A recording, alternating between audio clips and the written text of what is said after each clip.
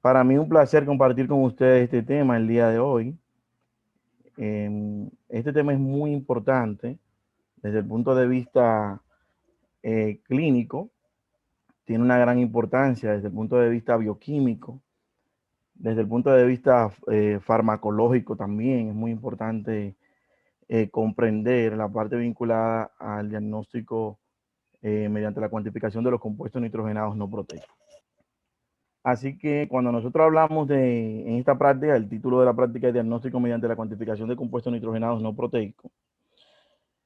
Fíjese que el título como tal nos da una orientación básica, y es que estamos hablando acá de un grupo de compuestos que mediante la cuantificación de ellos podemos tener diagnóstico de diversas patologías. En medicina, la razón de ser de todo lo que nosotros hacemos finalmente es establecer un diagnóstico para luego nosotros aplicar una medida terapéutica al paciente. Pero cuando ese diagnóstico es errado, no es afín, no es ecuánime, entonces luego el tratamiento que coloquemos será errado. O sea que si yo estoy pensando en que mi paciente lo que tiene es una insuficiencia renal y realmente lo que tiene es una insuficiencia hepática, yo voy a evaluar, o sea, voy a hacer estudios para evaluar el riñón. Sin embargo, los análisis que necesitaba era para evaluar el perfil hepático. Y asimismo, pues, probablemente no encuentre nada o aplique un tratamiento errado. Por lo cual, la parte del diagnóstico siempre será una parte fundamental y básica. Y ya como ustedes vieron en su práctica número 1, el diagnóstico principalmente nosotros lo hacemos por la historia clínica, que será un 80%, y luego cuantificamos compuestos. En este caso, cuantificar compuestos nitrogenados no proteicos, que ya veremos en qué consiste esto, para poder obtener diagnóstico de múltiples patologías. Evidentemente, nosotros aquí estaremos delimitando el tema a un grupo de patologías que nos interesan a nosotros desde el punto de vista bioquímico, pero que realmente estas patologías no son todas las patologías que afectan este grupo de compuestos, ya que no nos alcanzaría aquí el cuatrimestre para estudiarlas todas porque son muchas. Pero nosotros aquí en bioquímica hemos elegido la que tiene más importancia o más impacto desde el punto de vista bioquímico y la estaremos estudiando con ustedes.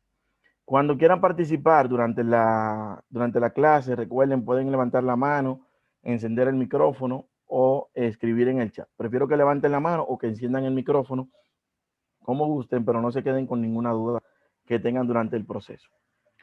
En el desarrollo de la clase, nosotros estaremos vinculando la clase en 3 aspectos básicos. Hablaremos sobre la urea, aunque usualmente nosotros le decimos urea, pero la forma adecuada de pronunciar sería urea. Sobre el amoníaco y las patologías asociadas, la creatinina y patologías asociadas, así como del ácido úrico y las patologías que están asociadas al mismo. A modo general, entonces, estamos abarcando aquí 3 de los compuestos nitrogenados no proteicos más importantes, que serían el eje básico de nuestra clase, nuestra práctica el día de hoy. Y pues, como objetivo principal, nosotros debemos entender o comprender cómo interactúan estos compuestos, o sea, cómo participa el nitrógeno en la formación de estos compuestos, cómo nosotros hacemos para eliminar los compuestos tóxicos que se originen, como el caso del amoníaco, durante el proceso, y poder estudiar mediante la cuantificación de estos compuestos las diferentes patologías asociadas. O sea que al finalizar esta práctica, al finalizar esta parte introductoria, usted debe comprender exactamente eh, cómo nosotros eliminamos el amoníaco, cómo nosotros formamos la urea, cómo formamos la creatina y la creatinina, así como formamos el ácido úrico y cómo vamos a asociar esto a diferentes patologías que ocurran cuando estos compuestos son interferidos en sus procesos metabólicos. Con relación a los compuestos nitrogenados no proteicos, en primer lugar, de manera muy básica, como dice su nombre, son un conjunto de compuestos que contienen nitrógeno en su estructura, pero a pesar de esto no forman proteínas. Existen muchísimos compuestos nitrogenados no proteicos, más de 100 compuestos nitrogenados no proteicos en la naturaleza. Sin embargo, nosotros de manera básica, en esta práctica, nos limitamos principalmente a la parte de la urea, la creatinina y el ácido úrico y todo lo que con ello conlleva. O sea, cuando estudiamos la urea, ahí mismo estudiamos amonio, amoníaco, glutamina y demás. Y también cuando estudiamos la creatinina, estudiamos creatina y estudiamos fosfocreatina. Igual también en la parte del ácido úrico, estudiamos procesos de degradación de purinas, que son parte de la parte básica o fundamental de la formación de ácido úrico. Así que esta será nuestra base principal de estudio con relación a los compuestos nitrogenados no proteicos. Pero quiero aclararles que no son los únicos compuestos nitrogenados no proteicos. O sea, usted ve que la práctica se llama diagnóstico mediante cuantificación de compuestos nitrogenados no proteicos. Sin embargo, nosotros hacemos una delimitación acá de lo que nos interesa desde el punto de vista bioquímico en este momento, pero no son los únicos. Existen muchos compuestos nitrogenados no proteicos que no son base de nuestro estudio acá el día de hoy. Iniciando con una introducción básica vinculada al nitrógeno, es importante que enfoquemos esta parte porque, miren, el nitrógeno es una biomolécula realmente que es imprescindible, esencial para nosotros realizar o mantener la viabilidad, diría yo. Ya que la mayoría de los compuestos importantes contienen nitrógeno, como el caso de los aminoácidos, ya sean proteicos o aminoácidos no proteicos, los nucleótidos, los ácidos nucleicos. Y ya con solo decirle que forman parte de los nucleótidos y los ácidos nucleicos, y ahí creo que está de más en mencionar la gran relevancia o importancia que tienen, o con solo decirle que formarían parte importante de los aminoácidos y la proteína, ya que estos compuestos son imprescindibles y de vital importancia en el organismo. Aproximadamente en el aire atmosférico, específicamente aire atmosférico seco, el 78 a 79% aproximadamente es nitrógeno. Este nitrógeno usualmente se encuentra como nitrógeno molecular o dióxido de nitrógeno. Usualmente esta forma no es útil para nosotros, o sea que las células eucariotas no podemos aprovechar este nitrógeno y prácticamente casi ninguna tampoco de las células procariotas, y para utilizarla tienen que hacer un proceso para utilizar ese nitrógeno que se denomina fijación del nitrógeno, que sería convertir ese nitrógeno atmosférico en un nitrógeno que sea útil para las células, ya sean células procariotas o células eucariotas. Hay una mínima proporción de organismos, como el caso de la zoobacterias y las cianobacterias, que podrían utilizar una pequeña cantidad de ese nitrógeno atmosférico como tal y aprovecharlo como tal sin hacer aún un proceso de fijación, pero la mayoría de los organismos tienen que pasar y hacer el proceso de fijación. Nosotros, bueno, las células eucariotas de hecho no se ha aislado una célula eucariota que sea capaz de hacer el proceso de fijación, o sea que este proceso de fijación del nitrógeno para convertirlo en un nitrógeno metabólicamente útil es llevado a cabo por otros organismos. Y nosotros nos aprovechamos y lo obtenemos. ¿Para qué? Para producir biomoléculas nitrogenadas. Entre esas biomoléculas nitrogenadas tenemos aminoácidos, tenemos base nitrogenada, tenemos neurotransmisores, hormonas, etcétera. Todo esto son compuestos que contienen nitrógeno en su estructura y fíjese la gran importancia del nitrógeno como tal. Aminoácidos, base nitrogenada, hormonas, neurotransmisores, compuestos que participan como segundo mensajero, señalización celular, otros que participan como almacén de energía y otros que proveen energía directamente, como el caso del ATP, etcétera. Todo esto son biomoléculas nitrogenadas que nosotros aprovechamos ese proceso que hacen las plantas de fijación del nitrógeno mediante el denominado ciclo del nitrógeno, y luego a través de las plantas, a través de otros animales, nosotros tenemos ese nitrógeno y podemos sintetizar biomoléculas nitrogenadas que son útiles para nosotros. La obtención y la fijación de nitrógeno, bueno, las principales fuentes, como les decía, las plantas, otros animales, la degradación de las proteínas tisulares como tal. Y como les decía, este nitrógeno molecular, que es el nitrógeno atmosférico, representa aproximadamente del 78 al 79% del aire atmosférico. Y el objetivo sería convertirlo luego en amonio o amoníaco que podamos nosotros utilizar, incluido a nuestras biomoléculas. En la naturaleza existe un proceso denominado el ciclo del nitrógeno, y precisamente el ciclo de nitrógeno, que tiene múltiples fases, no vamos a detallar eso ahora, es el que permite que ese nitrógeno se convierta en un nitrógeno útil para el organismo y que podamos, tanto las plantas como otros animales puedan aprovecharlo, y nosotros, ya sea a través de las plantas, ingiriendo alimentos de origen vegetal, o sea a través de otros animales al hacer la ingesta, entonces podamos obtener ese nitrógeno que sea útil como tal para nosotros. Entonces, en la dieta, ¿en cuáles alimentos principalmente podemos tener ese nitrógeno útil como tal? A través de la proteína de la dieta. Principalmente ustedes saben que las proteínas se obtienen de origen animal, aunque hay proteínas que se obtienen también de origen vegetal. Sin embargo, las proteínas de origen vegetal principalmente, para lograr formar una proteína de origen vegetal como queremos, de calidad, hay que hacer una muy buena combinación entre lo que son las legumbres y los cereales, y esto por la presencia de la limitación de algunos aminoácidos, como es el caso de la lisina y la metionina, que se encuentran en mayor proporción en un grupo y en menor proporción en otro. Y para poder completar una proteína como tal, se necesita hacer buena combinación. Por ejemplo, nosotros en la dieta usualmente agregamos más arroz, menos habichuela. Pero si queremos formar una proteína realmente de origen vegetal útil, deberíamos hacer lo contrario. Aproximadamente por el 66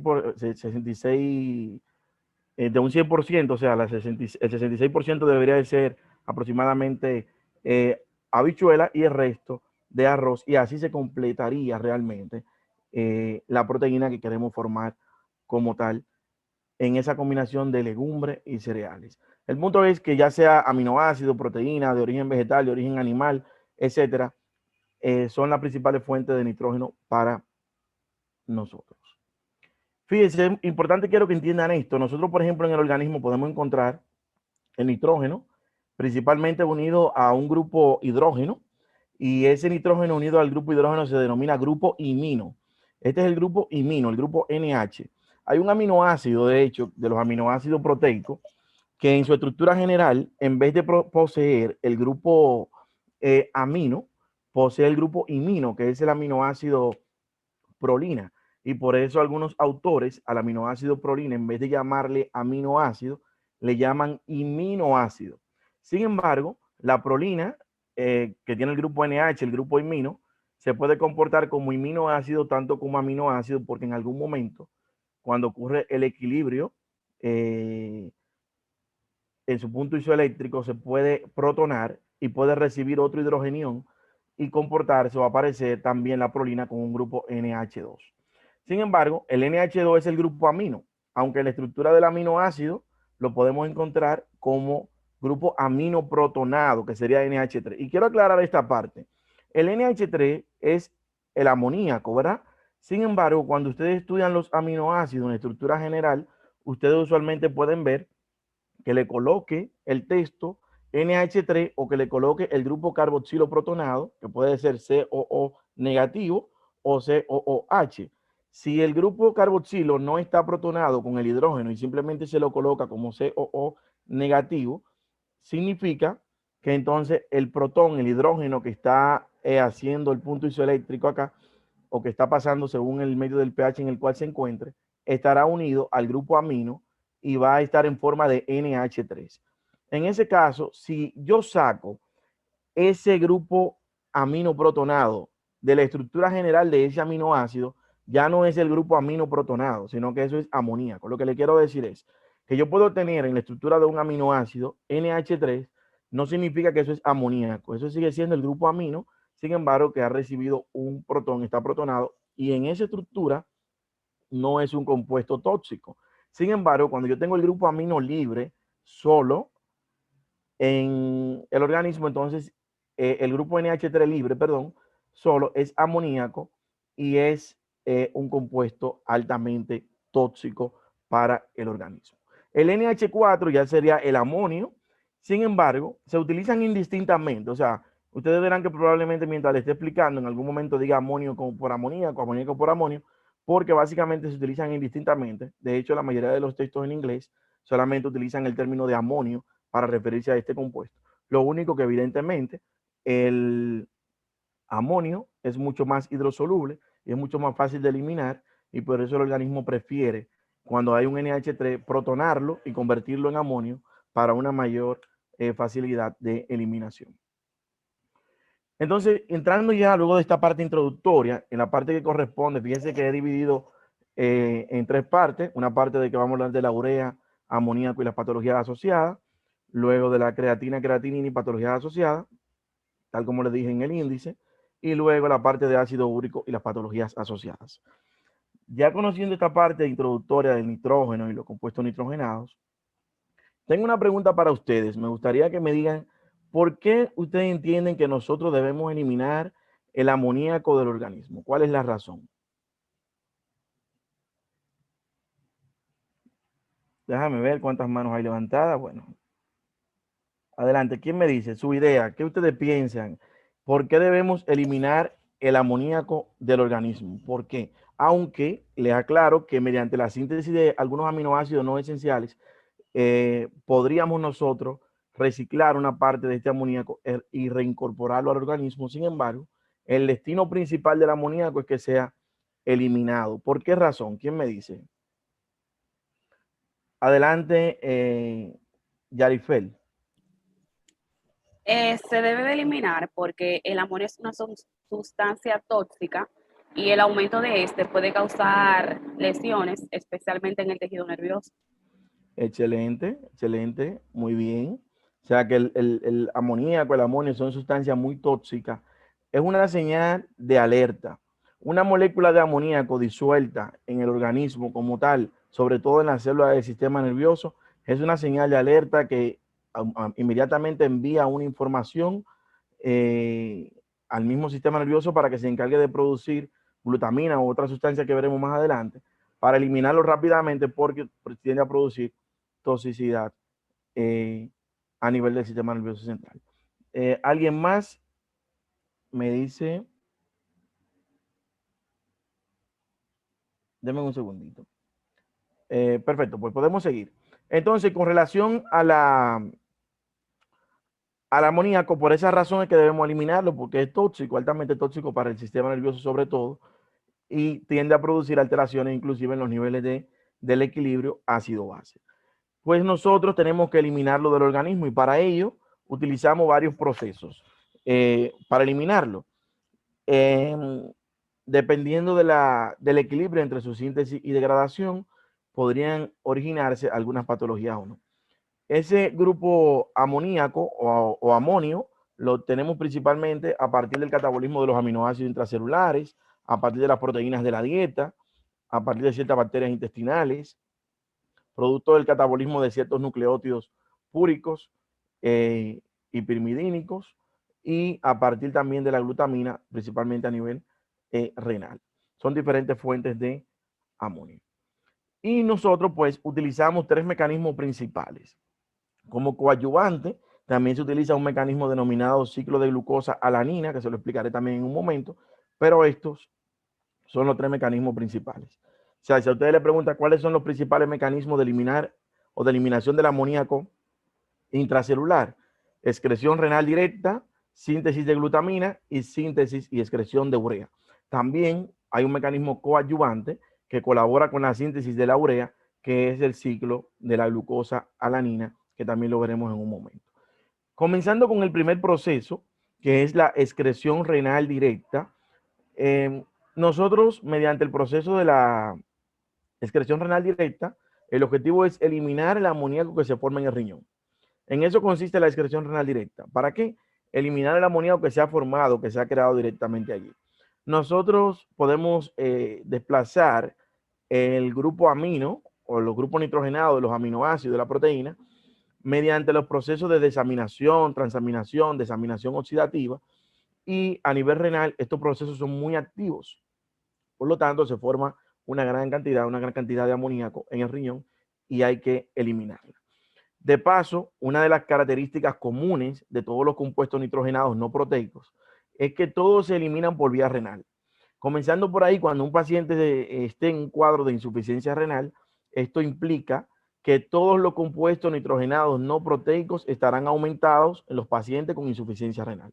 Por lo cual, es importante que entendamos esto. Un paciente con insuficiencia renal va a tener un aumento de los azoados. Azoado también es otro nombre que se le suele dar a estos compuestos nitrogenados no proteicos y evidentemente que estarán aumentados en este grupo de pacientes. Veamos la excreción renal directa. Miren, la glutamina, por ejemplo, se desdobla y origina para un lado glutamato y amoníaco, y ese amoníaco que llega acá luego recibe un hidrogenión, se convierte en amonio y se elimina como sal de amonio en la orina. Así de fácil. ¿En qué consiste la excreción renal directa? Que los grupos aminos que se liberen se protonen hasta que finalmente se conviertan en amoníaco o amonio y se eliminen como sal de amonio en la orina. Y eso es excreción renal directa. Hay algunos procesos que podrían interferir con esto, y es que usualmente cuando hay cambio en el pH urinario, podría haberse alterado este proceso, que también es un proceso que participa en la regulación del equilibrio ácido-base. O sea, es importante que este proceso ocurra de manera efectiva para mantener el equilibrio ácido-base, y una alteración en el proceso de excreción renal directa conlleva también a alteraciones en el pH. El segundo proceso, que es la síntesis de glutamina. El primero, excreción renal directa para eliminar el amoníaco que se forma en el riñón. ¿Estamos claros con eso? El segundo, la síntesis de glutamina, es para eliminar el amoníaco que se forma en tejidos extrarrenales y tejido extrahepático. O sea que este es un proceso que ocurre principalmente en el sistema nervioso, sobre todo. Entonces, imaginémonos que se ha formado un grupo amoníaco o un amonio en el cerebro, ¿verdad? ¿Qué va a hacer el organismo para eliminar esto? Bueno, va a sintetizar glutamina. Y déjeme decirle que este proceso para el organismo es muy importante. Inclusive es tan importante que si hay una gran cantidad de amoníaco a nivel cerebral, está aumentando la concentración de amoníaco, el cerebro prefiere perjudicar las funciones de otros órganos y prevalecer sintetizando glutamina para evitar la toxicidad cerebral. O sea, es un mecanismo propio de defensa. El amoníaco es tóxico para el cerebro, pues el cerebro, sin importar que se afecte el hígado, sin importar que se termine afectando el metabolismo en otras vías, va a buscar la manera de mantener íntegra la síntesis de glutamina. La síntesis de glutamina se lleva a cabo a partir del glutamato y del amoníaco o amonio.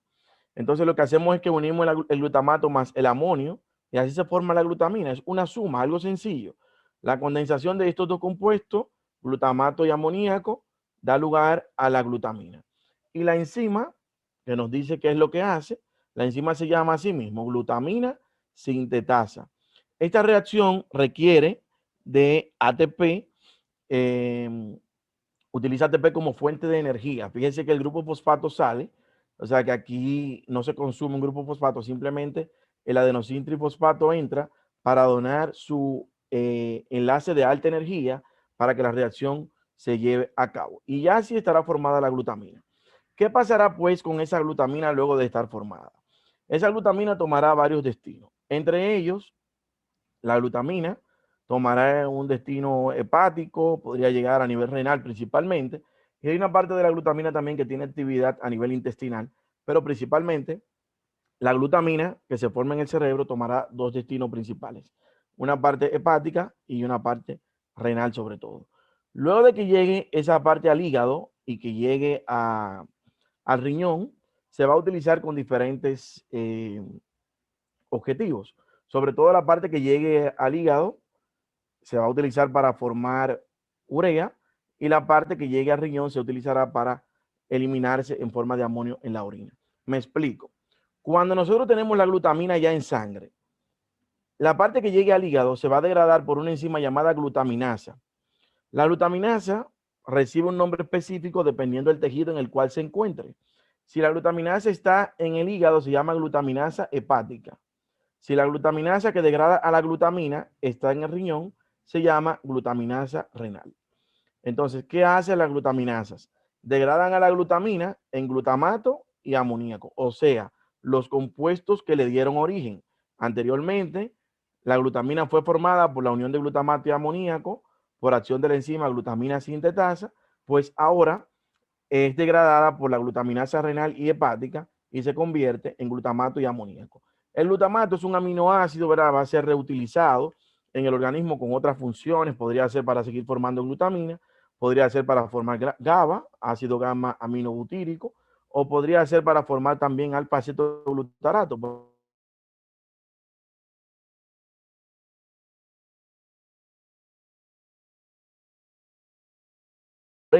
Se va a utilizar para eliminarse en la orina por excreción renal directa. Si es en el hígado, para formar urea. Si es en la orina, para eliminarse en forma de sal de amonio. Y en intestino podría utilizarse sobre todo por parte de algunas bacterias como fuente de energía. Luego, también es necesario eliminar el nitrógeno que se forme en el músculo y para ello hay un proceso vinculado denominado glucosa alanina. Entonces, principalmente para eliminar el amoníaco de riñón, excreción renal directa. Estamos claros con eso. Para eliminar el amoníaco que se forma en el sistema nervioso central, sobre todo, síntesis de glutamina. Y el del músculo, sobre todo, se remueve mediante el ciclo de la glucosa alanina también. ¿Qué es lo que ocurre con esto? Se lo voy a explicar rapidito.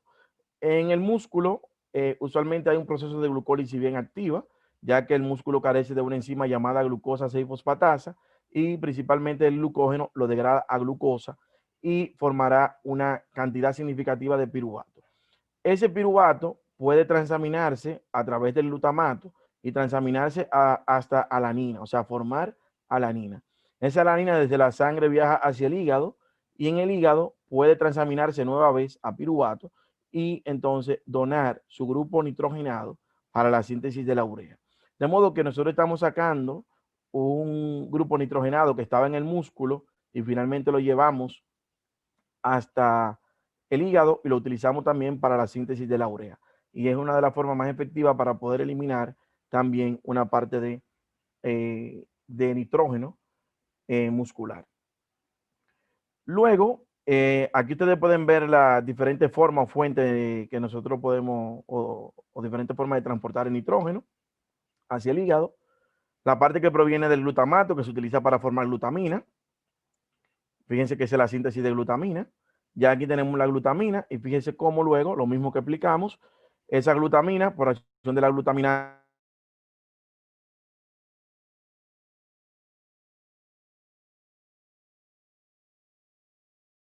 del músculo, mediante el cual esa alanina llega al músculo, llega del músculo al hígado y finalmente podría utilizarse para formar también urea a nivel hepático. Ya nosotros vimos entonces pues de los mecanismos de eliminación del amoníaco, cómo eliminamos el amoníaco que se forma en el riñón, cómo eliminamos el amoníaco que se forma en el sistema nervioso central. Y el tercero sería cómo eliminar el amoníaco que se forma en el hígado. ¿Quién me dice el amoníaco que se forma en el riñón? ¿Cuál es el proceso que utilizamos para eliminarlo? El que se forma en el riñón. Excreción renal directa. Excelente. El que se forma en el sistema nervioso. Formación de glutamina. Excelente, muy bien. Y para remover desde el músculo parte de ese nitrógeno, ¿cuál sería el proceso? Adelante. El del músculo, que fue el último que vimos ahora, el ciclo de la glucosa alanina, ¿verdad? Mediante la alanina. Entonces, este último es para eliminar principalmente el amoníaco que se forma a nivel hepático. Y a nivel hepático ocurren también muchos procesos de metabolismo de aminoácidos. Entonces, es muy importante las reacciones vinculadas al nitrógeno también a nivel hepático, ya que ocurren muchas reacciones de transaminación y en ese proceso se liberan también muchos grupos aminos. También al hígado llegan una gran cantidad de grupos aminos a través de la glutamina, a través de la alanina, de modo que es necesario que el proceso esté muy activo. De hecho, el ciclo de la urea, que fue un proceso metabólico, de hecho, el primer ciclo metabólico en descubrirse fue el ciclo de la urea, se descubrió antes que el ciclo de Krebs, aunque Sir Hans Krebs participó en el proceso del descubrimiento del mismo. Este ciclo fue descubierto por Sir Hans Krebs y un estudiante de medicina asociado llamado Kurt Henseleit, y también recibe el nombre de ciclo de la urea, ureogénesis o ciclo de la ornitina, y representa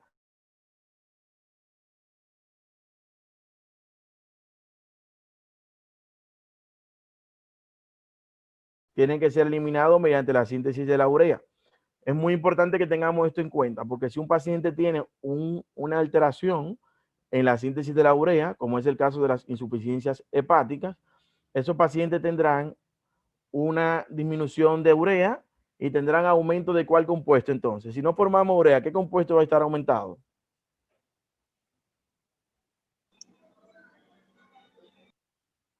Adelante. El nitrógeno. ¿Quién dice algo más? ¿Qué compuesto estará aumentado si no formamos? Amoníaco. El amoníaco. Exactamente, ¿verdad? Automáticamente. De hecho, es casi equitativo. Urea disminuido, amoníaco estará aumentado. De modo que si usted ve en una analítica que la urea está disminuida, el amoníaco estará aumentado. La urea como molécula, cuando la cuantificamos, la podemos utilizar para medir la función hepática y tener una idea de cómo anda el perfil hepático del paciente. Aunque los mejores indicadores para medir el perfil hepático son las denominadas transaminasas, que son enzimas que participan en reacciones de transaminación, anteriormente conocida como TGO y TGP, y hoy en día el nombre más actualizado es como ALT y AST. Dígase TGO, transaminasa glutámico oxalacética, o TGP, transaminasa glutámico pirúvica, y ya hoy en día la conocemos mejor como AST y ALT, aspartato aminotransferasa y alanina aminotransferasa, respectivamente. Esas enzimas son más útiles, de hecho, que medir la misma urea. Sin embargo, medir la urea en sangre es un indicador que junto a medir la transaminasa y medir los niveles de albúmina, nos ayuda a valorar cómo está el perfil hepático en nuestros pacientes. Entonces, ya usted sabe que si usted quiere hacer una indicación a un paciente para saber cómo anda funcionando el hígado de ese paciente, usted tiene que indicar, medir las transaminasas, medir los niveles de urea, si quiere aún más, y medir también los niveles de albúmina.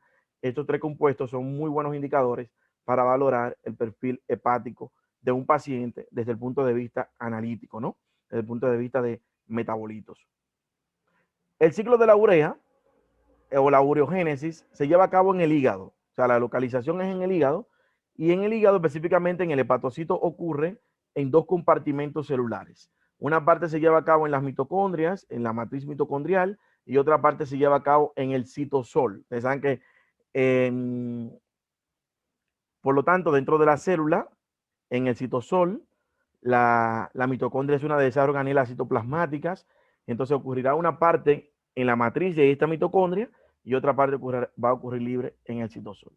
Para que ocurra el proceso de síntesis necesitamos amoníaco, que proviene principalmente de fuentes de aminoacídicas, bicarbonato. En vez de bicarbonato podríamos utilizar dióxido de carbono. Es equitativo. El punto es que haya una fuente de carboxilo, y esa fuente de grupos carboxilos la podemos obtener tanto a partir del bicarbonato como a partir del amoníaco. Se requiere de agua y se requiere también de ATP, ya lo veremos.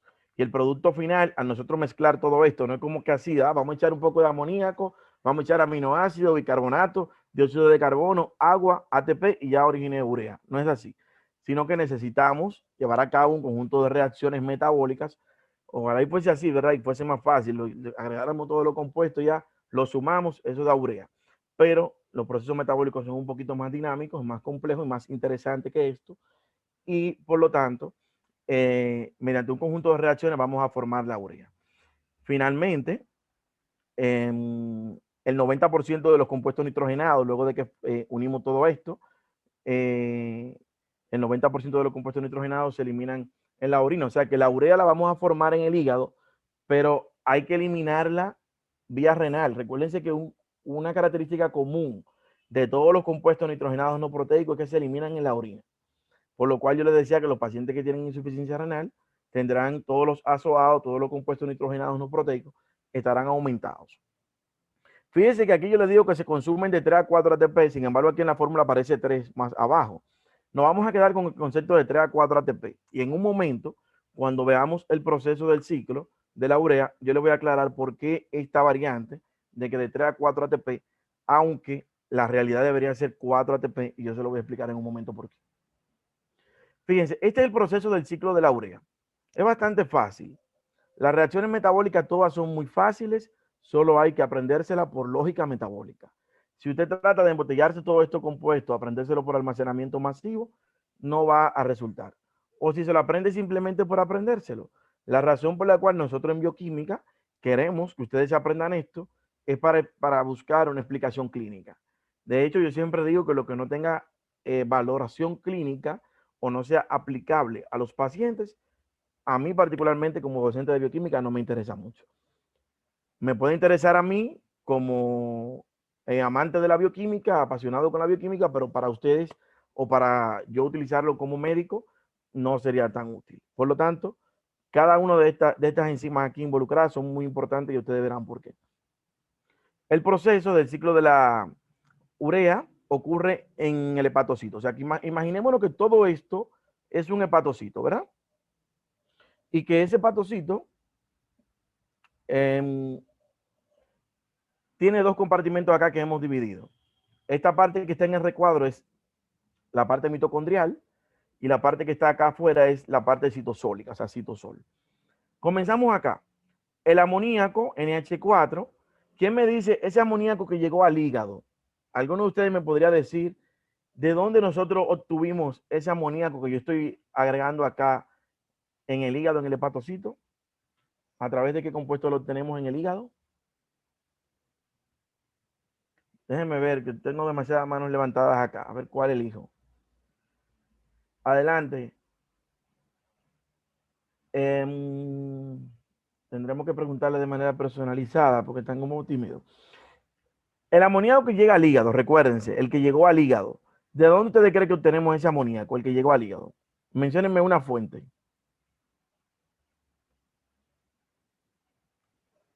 Muy bien. Alguien levantó la mano y la bajó rapidísimo. ¿Qué fue?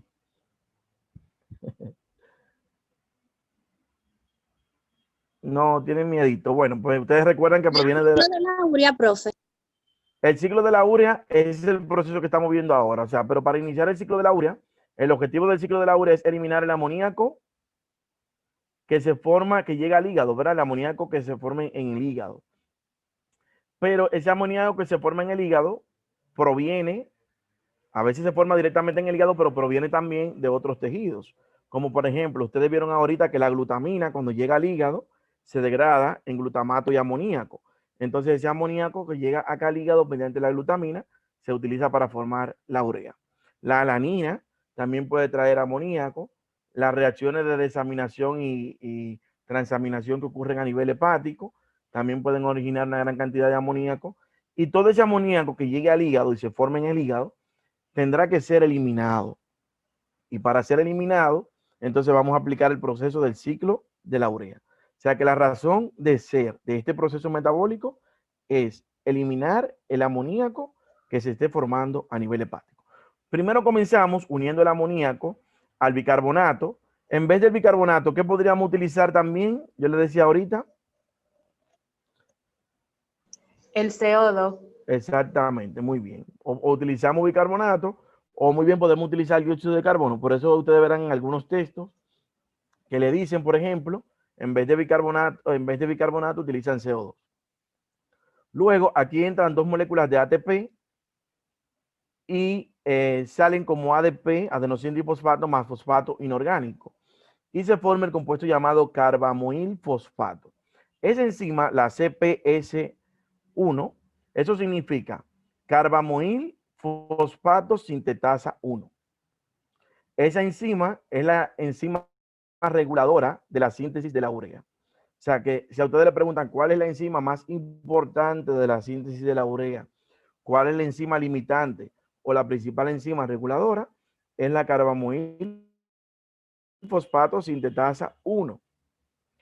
No carbamoil fosfato sintetasa 2 porque esa participa en el metabolismo de otros nucleótidos que no son parte de nuestro estudio ahora. O sea, carbamoil fosfato sintetasa 1 es la enzima reguladora del ciclo de la urea. Pues luego de formado el carbamoil fosfato, entonces va a ocurrir lo siguiente. Desde el citosol, desde la mitocondria, perdón, nosotros vamos a tener que el carbamoil fosfato va a recibir a nivel mitocondrial al compuesto llamado ornitina. Esta ornitina es un aminoácido no proteico. Los aminoácidos no proteicos son aminoácidos, como su nombre señala, que no forman proteínas y tampoco son codificados por un codón. La razón de ser por la cual es un aminoácido no proteico es porque no existe un codón que los codifique. O sea, no hay un triplete de base nitrogenada que codifique para ese aminoácido y por lo tanto tampoco forma parte de las proteínas. Entonces, esa ornitina entrará desde el citosol hacia la mitocondria y se va a unir al carbamoil fosfato, específicamente el grupo carbamoil, y aquí se va a formar la citrulina. Entonces, la citrulina, que es otro aminoácido no proteico, saldrá desde la mitocondria hacia el citosol. Dígase que con esta primera reacción acá, por la carbamoil fosfato sintetasa 1, yo voy a formar carbamoil fosfato. Con la segunda reacción voy a formar citrulina. La ornitina participa en la formación de la citrulina cuando se une al carbamoil fosfato, aportando así la porción necesaria para formar así la citrulina, y que ya pues entonces esa citrulina salga desde la mitocondria hacia el citosol. En esta reacción participa esta enzima llamada OTC. Esa es la ornitina transcarbamoilasa. Estas dos enzimas, diría yo que son las dos enzimas más importantes del proceso. La más importante es la carbamoil fosfato sintetasa 1, que es la reguladora. Su deficiencia produce una patología llamada hiperamonemia tipo 1. Y la deficiencia de la OTC, ornitina transcarbamoilasa, produce hiperamonemia tipo 2. Yo le voy a hacer una preguntita. Si yo tengo deficiencia de esta enzima, de la OTC, la ornitina transcarbamoilasa, ¿cuál de los compuestos anteriores ustedes creen que estará aumentado? Verifíquenlo bien. Por ejemplo, miren, esta reacción no ocurre.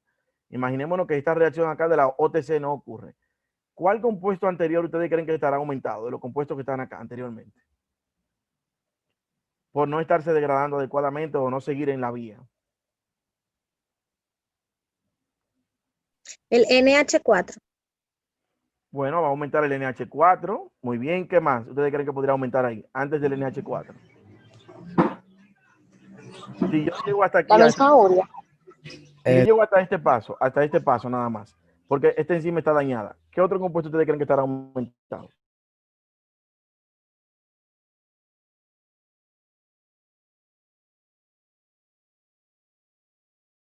Otro proceso no estará necesariamente alterado como tal. Pero ¿qué otro compuesto? Vamos a ver. Muy bien, ¿quién sigue? ¿Pudiera haber una disminución del ATP? No, el ATP entra ahí para donar, pero la cantidad de ATP que hay no se afectan por eso. A ver, pero está bien, me gusta que participen. ¿Qué más? ¿Qué otro compuesto de esto ustedes creen que estará aumentado? Si llego hasta aquí solamente.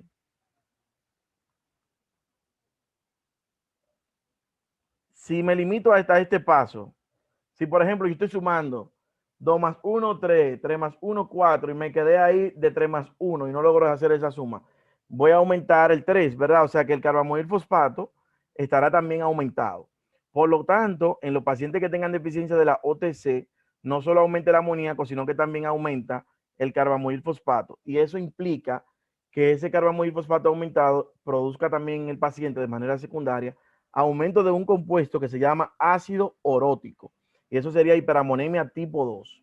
En la hiperamonemia tipo 2 no solo está aumentado el amoníaco, sino que también aumenta el ácido orótico. No lo confundan con ácido úrico, que lo veremos más adelante.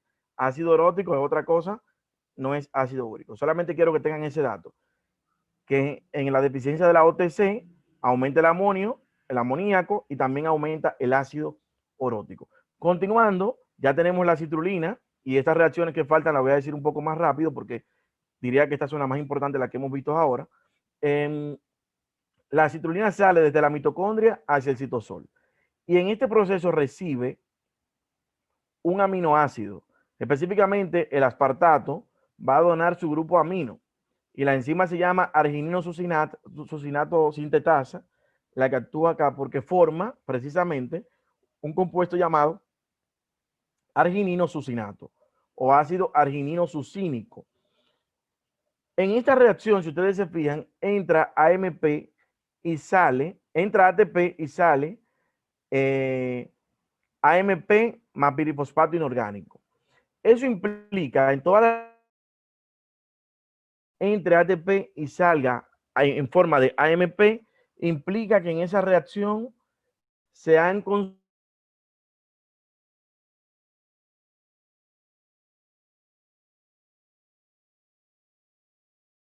kilocalorías o de energía de 7.3 kilocalorías por mol. Esa es la energía que tiene entre cada enlace. Pues cada vez que yo entro, por ejemplo, con un ATP y saco un ADP, se consumen 7.3 kilocalorías por mol. Esa es la energía que se consume. Pero si yo entro, por ejemplo, con ATP y salgo con AMP, en vez de consumir un enlace, estoy consumiendo dos, y por eso en bioquímica se acepta que cuando en una reacción se consumen dos enlaces de alta energía, como ocurre aquí, entonces se interpreta que el consumo es de 2 ATP. Por eso es que ustedes ven que se consume 2 ATP acá, más un ATP aquí, serían 3, pero ahorita yo le decía que puede ser de 3 a 4, porque realmente en la segunda reacción, aunque participa un ATP, se consumen dos enlaces fosfato de alta energía y por eso se considera que son de 3 a 4, ya que en la segunda el consumo es doble, porque se consumen dos enlaces de alta energía.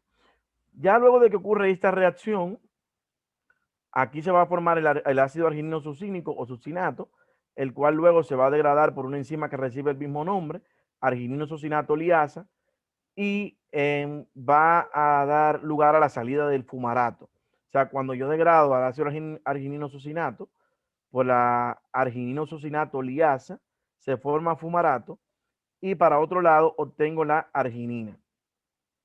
Desde este punto de vista acá, el ácido arginino succínico degradado, que también es un aminoácido, se considera un aminoácido no proteico, entonces va a dar lugar al fumarato y a un aminoácido que es la arginina.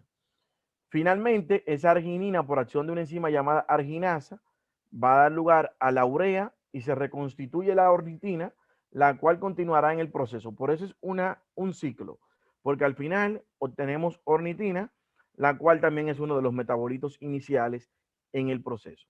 En fin, luego de que la arginasa se degrada, me da lugar a la formación de la urea, la cual se va a eliminar luego por vía renal, que elimino una molécula de urea, o sea, 2 moléculas de amoníaco aproximadamente. Con relación a los aminoácidos que participan en todo este proceso, si ustedes se fijan, tenemos varios aminoácidos que son proteicos, que ustedes conocen, el caso, por ejemplo, del aspartato, el caso de la glutamina y el caso de la arginina. Son aminoácidos que participan, aminoácidos proteicos que participan en el proceso del ciclo de la urea. Hay otros que son aminoácidos no proteicos que se lo mencioné también, como el caso de la ornitina, el ácido arginino succinato y el caso también de la citrulina. Ornitina, citrulina y arginino succinato son aminoácidos no proteicos que participan en el proceso del ciclo de la urea. Finalmente, cualquier deficiencia de una de estas enzimas produce hiperamonemia. Todas pueden producir hiperamonemia, tipo 1, tipo 2, 3, 4, y la deficiencia de la arginasa, en ese mismo orden, la deficiencia de la arginasa usualmente es una hiperamonemia, pero se considera benigna ya que la arginina es un aminoácido y no traería consecuencias mayores la alteración en una deficiencia congénita de esta enzima. A modo general, para que el proceso del ciclo de la urea se lleve a cabo, es necesario que esté intacto el hígado, por lo tanto, y por eso les decía ahorita que si hay una alteración a nivel del hepatocito, entonces este proceso podría estar alterado, lo cual llevaría a alteraciones significativas. Hay un concepto que se utiliza cuando hablamos del ciclo de la urea, que es el denominado biciclo de Krebs, que es precisamente porque cuando nosotros eliminamos el fumarato, ese fumarato luego puede convertirse en malato, el malato en oxalacetato, y el oxalacetato podría formar eventualmente aspartato, reintegrándose nuevamente al arginino succinato, lo cual podría explicarnos cómo hay un equilibrio entre ese grupo nitrogenado que entra a través del ácido aspartico, como a través del ciclo de Krebs nosotros podríamos reponerlo nueva vez. En cuanto a la regulación del ciclo de la urea, es importante esto. En cuanto a la regulación, nosotros tenemos que la regulación se lleva a cabo a través de la enzima carbamoil fosfato sintetasa 1. Esta es la enzima reguladora del proceso. O sea que es la enzima más importante, como les había dicho anteriormente. Y la carbamoil fosfato sintetasa 1 puede ser regulada de diferentes formas. Una de ellas es mediante la regulación alostérica. Hay un compuesto que es un regulador alostérico positivo de la enzima, que se denomina N-acetilglutamato. Ese N-acetilglutamato Se forma por la unión del glutamato más el acetil-CoA y ATP, y es necesario, imprescindible, que esté presente el N-acetilglutamato para que la enzima pueda trabajar. Si no hay N-acetilglutamato, podría ser por la deficiencia de una enzima que se llama a sí mismo N-acetilglutamato sintasa, entonces podría haber también una hiperamonemia en el paciente, ya que la enzima reguladora estaría también deficiente. ¿Cómo también se regula el ciclo de la urea? Se regula por aumento en la disponibilidad de sustrato. Y es que cuando hay mucho amonio, entonces aumenta la síntesis de la urea con el objetivo de eliminar esta cantidad de amonio que se está formando a nivel hepático. Y estas son las dos regulaciones básicas. Hay otra regulación también que es por el aumento de la concentración de arginina en el hígado. Cuando la arginina está aumentada, eso aumenta la síntesis de N-acetilglutamato, se activa más la carbamidilfosfato sintetasa 1 y aumenta también la síntesis de la urea. También el aumento de la arginina indirectamente aumenta las concentraciones de ornitina, lo cual va a favor también de la síntesis de la urea a nivel hepático. También el ciclo de la urea se regula mediante inducción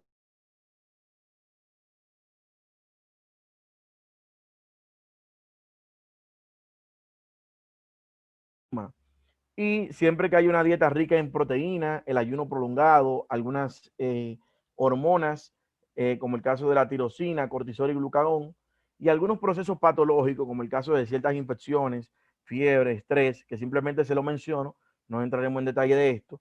Ahora, sin embargo, todos estos procesos hacen o se comportan como inductores enzimáticos, que lo que hacen es que aumentan la inducción, o sea, el proceso de síntesis de la enzima carbamidilfosfato sintetasa 1. La otra forma de regulación génica es mediante la represión enzimática del ciclo. En ese caso, cuando hay una dieta baja en contenido proteico, y la hormona de crecimiento, un mecanismo bastante interesante también, inhibe o reprime la síntesis de la enzima carbamidilfosfato sintetasa 1, disminuyendo el proceso de la síntesis de la urea, pero esto lo hace mediante mecanismos regulatorios. Con esta parte, esta primera parte que hemos visto, ya la parte que faltan son mucho más sencillitas.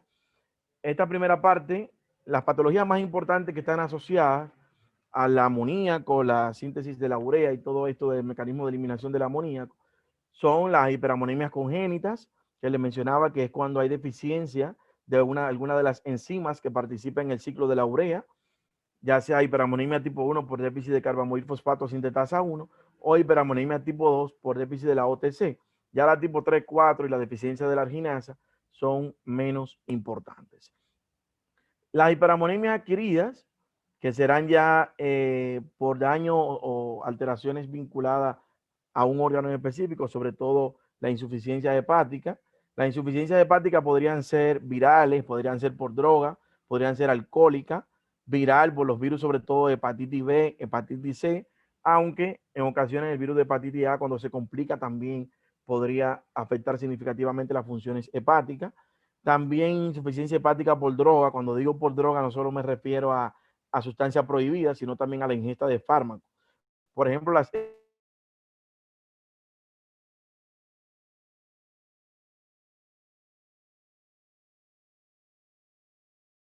insuficiencia hepática por droga, entre otros fármacos.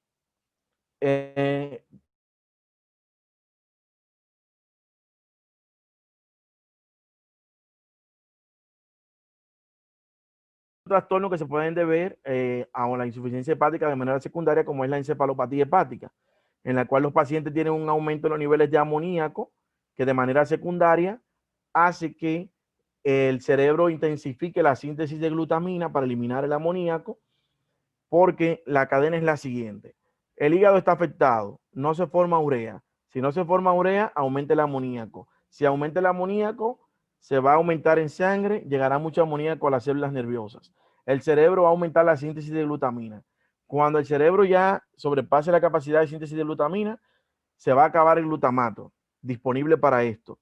Pues va a buscar glutamato el cerebro de cualquier otro lugar. ¿De dónde? Lo va a buscar. Lo va a buscar desde el neurotransmisor GABA, lo va a buscar desde el alfa-acetoglutarato y utiliza todo este glutamato para formar glutamina, y entonces se altera la síntesis de GABA, se altera la síntesis de alfa-acetoglutarato, y ya ahí estamos viendo cómo al alterarse la síntesis de GABA y otros compuestos, habrá trastornos neurológicos, podrá el paciente tener convulsiones, ya que el GABA, que se lo he mencionado varias veces, es una amina inhibitoria del sistema nervioso central, y vemos cómo el cerebro prefiere seguir afectando el mismo tejido hepático, prefiere terminar en una condición inclusive que podría llevar al paciente a la muerte ya definitivamente, pero no detiene las acciones para eliminar ese amoníaco de alguna u otra manera. Entonces eso produce lo que se conoce como una depresión de glutamato, y finalmente termina afectando el ciclo de Krebs y otros procesos metabólicos, que es lo que ocurre usualmente en la encefalopatía hepática. Cuando ya el daño hepático está muy avanzado, el paciente avanza a un grado de cirrosis hepática. Todo esto ustedes lo verán en sus casos clínicos. Y ya, bueno, cuando está en estadio de cirrosis hepática, ya se afectan otros procesos significativos, como es el caso de la síntesis, de la conjugación de bilirrubina, síntesis de albúmina, etcétera. Y finalmente, la insuficiencia renal, que va a estar asociado a todos los compuestos nitrogenados no proteicos, porque si no se elimina la urea, entonces también estará aumentada la misma y se va a alterar otros procesos vinculados al amoníaco y su eliminación. Con relación a la creatinina y ciertas patologías asociadas, usualmente la creatina se forma muy fácil en el organismo mediante reacciones aminoacídicas, y para su síntesis se requieren 3 aminoácidos: el aminoácido arginina, el aminoácido glicina y el aminoácido metionina. Se sintetiza específicamente en 3 lugares: riñón, hígado, músculo y cerebro. ¿Y cómo ocurre todo esto? Fijémonos acá. Le dije que participan 3 aminoácidos: arginina, glicina y metionina. Tenemos primero la arginina. En el riñón, ¿qué ocurre? La arginina le dona su grupo amino a la glicina. Esa reacción es una reacción de transaminación, evidentemente. Una transaminasa participa, mediante la cual entonces, a la arginina pasarle su grupo amino a la glicina, se forma un compuesto llamado ácido guanidino acético o ácido guanidino acetato. Eso es producto de la transaminación que hace acá, que ocurre acá, a la arginina pasarle su grupo amino a la glicina. Primer proceso: arginina le pasa su grupo amino a la glicina y se transforma o se forma el ácido guanidín acético, ¿verdad? Ese ácido guanidín acético viaja hacia el hígado, y en el hígado entonces se va a metilar. O sea que ya participaron en la primera reacción los 2 primeros aminoácidos, arginina y glicina. En la próxima participa la metionina, donde por acción de la enzima llamada metiltransferasa, la metionina entonces va a participar formando ya creatina. Entonces el ácido guanidín acético, cuando recibe a la metionina en el hígado, va a formar lo que conocemos como creatina, y luego esta creatina, a partir de ella, nosotros vamos a formar la fosfocreatina. Fíjense que en este paso, para yo convertir la creatina ya creada en fosfocreatina, requiero de una enzima llamada creatinfosfoquinasa. Esa enzima también suele abreviarse como CPK o CK. Y es importante que la recuerden, porque esta enzima tiene una gran importancia, medir esta enzima para ciertos procesos patológicos. La CPK o creatinquinasa o fosfoquinasa tiene diferentes isoenzimas. Está la isoenzima de la CPK-BB, la MB y la MM. La MB es la isoenzima que se puede medir a nivel cardíaco. Se llamaría CK-MB o CPK-MB. La BB es la que se encuentra a nivel cerebral, y la MM es la que está en músculo esquelético. Dígase que si usted tiene un paciente que tiene un trastorno vinculado al músculo cardíaco, un infarto agudo al miocardio, la enzima que usted puede medir esta enzima, la CPK-MB, y es un medidor, uno de los biomarcadores que se utiliza para medir en el caso del infarto agudo al miocardio, que hoy en día no es el más importante. Anteriormente se consideraba que era uno de los más importantes, que era el más importante, pero hoy en día sabemos que no es el más importante. luego de formada la fosfocreatina, la razón por la cual el organismo forma esa fosfocreatina es para almacenar esa creatina con una forma energética, con un almacén de energía. Por lo cual la fosfocreatina representa una fuente o un almacén energético para el músculo, por ejemplo. Cuando nosotros queremos obtener luego de una actividad física, imaginémonos que usted tiene fosfocreatina ya formada. Esa fosfocreatina, mediante la actividad física, va a ocurrirle lo siguiente. Va a liberar el fosfato inorgánico, va a liberar agua y va a formar ya creatinina. Dígase que la creatinina se forma cuando nosotros degradamos la fosfocreatina. Esa fosfocreatina la podemos utilizar, de hecho, para medir la masa muscular en los pacientes. Por eso se utiliza como suplemento la creatina. Se puede utilizar como suplemento, agregar creatina, para que la enzima CPK convierta esa creatina en fosfocreatina y entonces medir la masa muscular. Ahora bien, en el día a día, cada vez que nosotros hacemos actividades, nuestras actividades rutinarias, haga usted actividad física con fines de deportivo o no, siempre nosotros formamos creatinina. Esa creatinina se forma siempre que hacemos algún tipo de actividad física, aunque sea una actividad física rutinaria, y cada vez que esto ocurre, esa creatina libera el fosfato, libera agua y forma creatinina. Esa creatinina, yo le decía que la fosfocreatina se puede utilizar para medir la masa muscular, pero la creatinina se puede utilizar para medir el filtrado glomerular. Casi toda la creatinina que formamos en 24 horas debe ser eliminada. De hecho, cuando se va a calcular el filtrado glomerular y para determinar si un paciente cumple con criterio de ser llevado a hemodiálisis o no, la creatinina tiene un valor muy, muy importante en estos casos. Cabe resaltar que no es el mejor medidor de filtrado glomerular, o sea, no es el mejor indicador de daño renal. El mejor sería la inulina. La inulina es otro compuesto que no forma parte de esta clase, pero quiero aclararle que la creatinina no se elimina, elimina al 100%, sino que se ha demostrado que una pequeña porción se reabsorbe.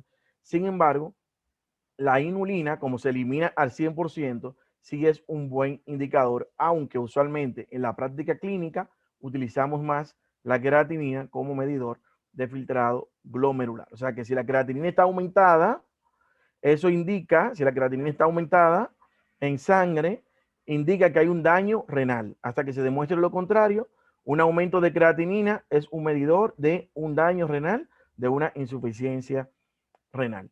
Luego, esa creatinina ya eliminada en la orina, es importante siempre al medirla, que se mida la creatinina en 24 horas, para nosotros tener realmente una idea de en cuánto está la misma y cómo anda el metabolismo o cómo andan las funciones renales como tal.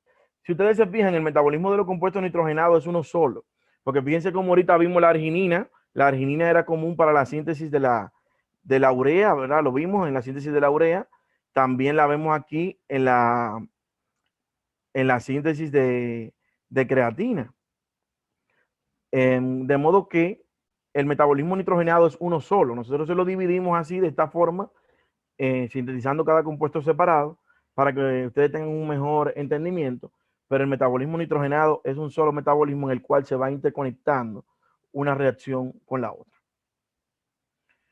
Lo que yo le explicaba ahorita con la actividad física, entonces la fosfocreatina libera el fosfato y libera agua. Y ese fosfato liberado se puede utilizar para formar ATP, luego mediante la unión del ADP. De modo que cada vez que la fosfocreatina libera su fosfato, ese fosfato liberado se puede utilizar para formar ATP y por eso se dice que es un almacén energético para el músculo.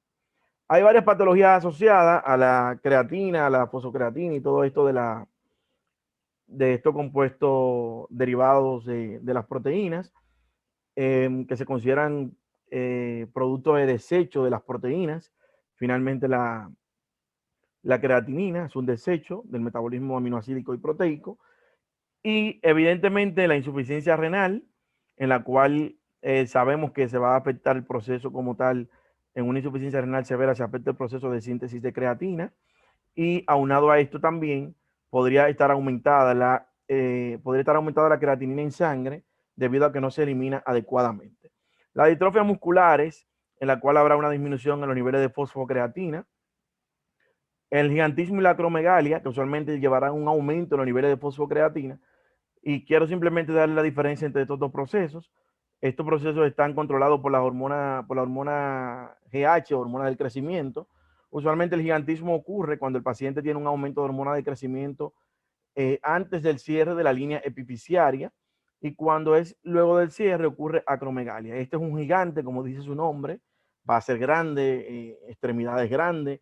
Sin embargo, el de acromegalia suele tener las manos grandes, los pies grandes, porque usualmente el aumento de hormona de crecimiento ocurre, y los niveles de fosfocreatina están aumentados también, pero el aumento ocurre luego del cierre de la línea de crecimiento del hueso, y el crecimiento se lleva a cabo más a nivel transversal que a nivel longitudinal.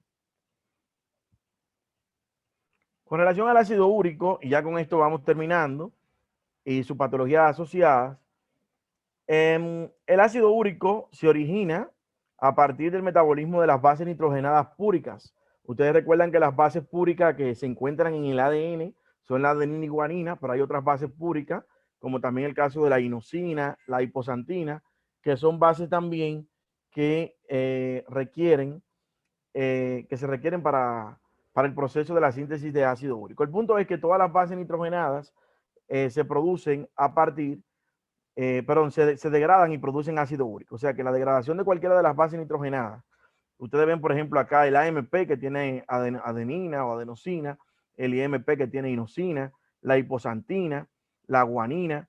Todos estos compuestos finalmente pueden terminar formando un intermediario denominado santina. En su teoría ustedes lo verán esto con más detalle cuando hablen del metabolismo de las purinas.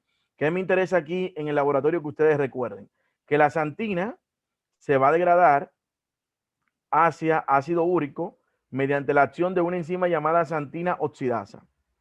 La santina oxidasa es la enzima reguladora de la síntesis de ácido úrico, y que el metabolismo de esta purina, la degradación de esta purina, finalmente llevará a producir ácido úrico.